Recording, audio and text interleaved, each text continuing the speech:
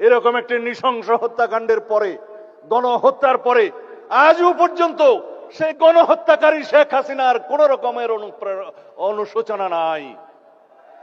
তারা জুলাই যোদ্ধাদেরকে অপরাধী হিসেবে তকমা দিচ্ছে। বাংলাদেশের এই গণ অভ্যুত্থানকে তারা বলছে একটা জঙ্গি তকমা দিচ্ছে। বাংলাদেশে নাকি জঙ্গিবাদের মধ্য দিয়ে তাদের রাষ্ট্র ক্ষমতা ছিনিয়ে নেওয়া হয়েছে। এর চাইতে লজ্জাস করার কিছু নেই। তাদের মধ্যে অনুশোচনাও নেই, তারা দুঃস্বীকারের সেই অবস্থাও তাদের নেই, সেই ইতিহাসেই তাদের নেই। তারা উল্টো বিদেশে বসে বাংলাদেশে এখন নাকি গণতান্ত্রিক সরকারের বিরুদ্ধে বিভিন্ন রকম ষড়যন্ত্র করছে। আওয়ামী লীগের রাজনৈতিক পতন হয়েছে, আওয়ামী লীগের রাজনৈতিকভাবে নিপাত হয়েছে, নির্মূল হয়েছে, দাফন হয়ে গেছে দিল্লিতে।